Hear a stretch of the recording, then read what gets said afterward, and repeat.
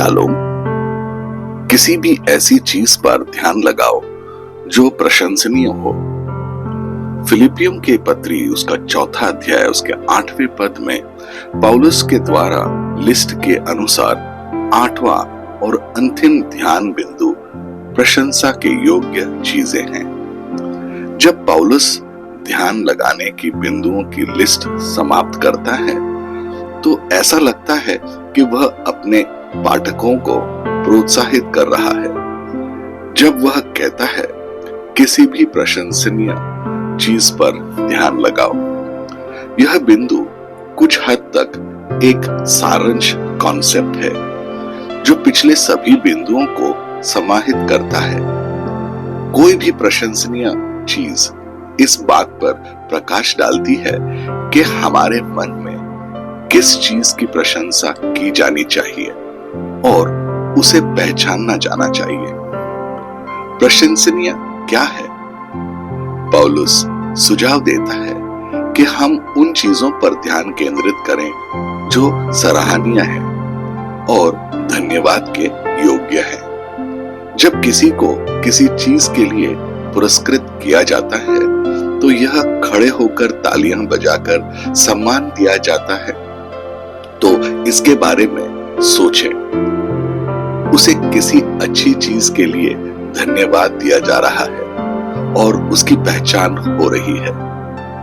प्रेरित पौलुस ध्यान लगाने के लिए विषयों की अपनी लिस्ट को समाप्त करने के लिए इस बिंदु को क्यों चुन रहा है? फिलिपियों की पत्री उसके 4 अध्याय उसके 8वें पद में शामिल अन्य कॉन्सेप्ट को देखते हुए यह देखना आसान है कि प्रशंसा कैसे किसी भी समय हमारे दिमाग में घूमने वाली चीजों का एक उपयुक्त अंत है। प्रशंसनीय चीजों पर ध्यान देना अच्छी चीजों के लिए परमेश्वर को धन्यवाद देना है।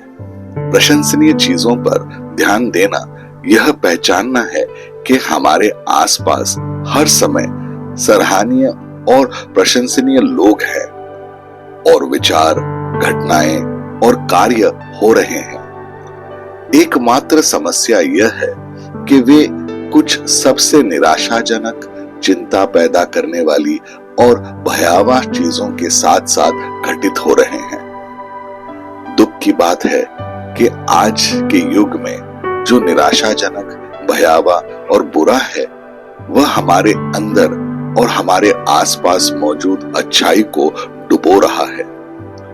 हाँ, आज बुराई अच्छाई पर हावी हो रही है, लेकिन जितना अधिक हम इसके बारे में बात करेंगे यह दूर नहीं होने वाला है।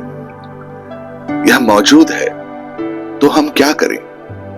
हम इनकार में नहीं जी रहे हैं और ना ही हमें ऐसा करना चाहिए, लेकिन आइए अच्छाई को बढ़ाएं। जितना अधिक हम बुरे के बारे में सोचते हैं उतना ही हम कड़वे होते जाते हैं। परमेश्वर को धन्यवाद देने के लिए बहुत कुछ है। सबसे पहले इस जीवन के लिए हमें भलाई करने के लिए बुलाया गया है। अपने शत्रुओं से प्रेम करो, परमेश्वर को बुरे का न्याय करने दो। हमें प्रसन्न रहने के लिए बुलाया गया है। भजन संहिता 150 उसके 6 पद में लिखा है, जितने प्राणी हैं सब यह की स्तुति करें, यह की स्तुति करो। स्तुति करना भी बलिदान देने का एक रूप है। इब्रानी का 13वां अध्याय उसका 15वां पद कहता है, इसीलिए हम उसके द्वारा स्तुति रूपी बलिदान अर्थात उन होठों का फल जो उसके नाम का अंगीकार करते हैं परमेश्वर के लिए सर्वदा चढ़ाया करें। जितना अधिक हम खुद के बारे में सोचते हैं उतना ही अधिक हम आत्म केंद्रित सोच में पड़ने के लिए प्रलोभित होते हैं। हमने अपने जीवन की तुलना दूसरों से करना बंद करना चाहिए और हमने अपने जीवन में परमेश्वर ने जो कुछ किया है उसके लिए धन्यवाद देना चाहिए। जैसे कि दाऊद ने अपने साथ किए गए अच्छे कामों को याद किया। वह कहता है कि हमने उन उपकारों को नहीं भूलना चाहिए जो परमेश्वर ने हमारे लिए किए हैं। कोई भी दो व्यक्ति एक जैसे परीक्षाओं का सामना नहीं करते। हमारे अपने अलग अलग अनुभव और परीक्षण होते हैं। कोई भी व्यक्ति परीक्षाओं का आनंद नहीं लेता, लेकिन हम इस सत्य पर ध्यान केंद्रित कर सकते हैं कि परमेश्वर हमारी परीक्षाओं के बावजूद हमारे अंदर एक महान शाश्वत उद्देश्य को पूरा कर रहा है। हम यह कैसे जानते हैं? क्योंकि उन्होंने रोमियो की पत्री उसका 8वां अध्याय उसके 28वें पद में जो कहा है, और हम जानते हैं कि जो लोग परमेश्वर से प्रेम रखते हैं उनके लिए सब बातें मिलकर भलाई को उत्पन्न करती है, अर्थात उन्हीं के लिए जो उसकी इच्छा के अनुसार बुलाए गए। वे हमें आध्यात्मिक रूप से बढ़ाने, हमें नम्रता सिखाने और दूसरों के प्रति सहानुभूति में बढ़ने में मदद करने के लिए परीक्षाओं का उपयोग करता है। तो हम किस पर ध्यान लगाने जा रहे हैं? चिंता और बेचैनियों पर, या परमेश्वर ने हमें जो आशीर्वाद दिया है उन पर? आइए प्रार्थना करें।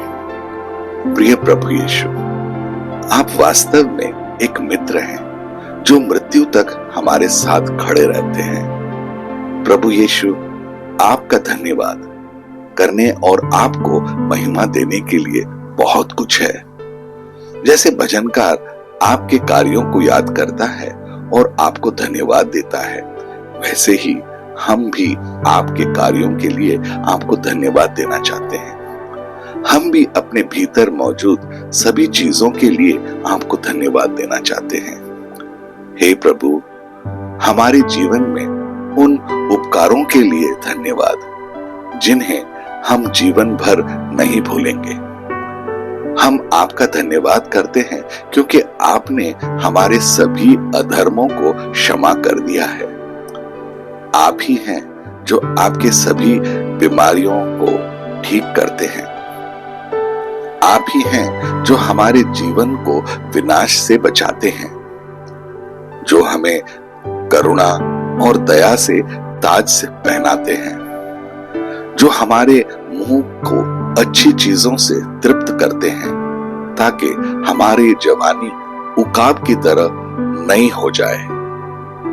आप ही हैं जो धार्मिकता को कार्यान्वित करते हैं।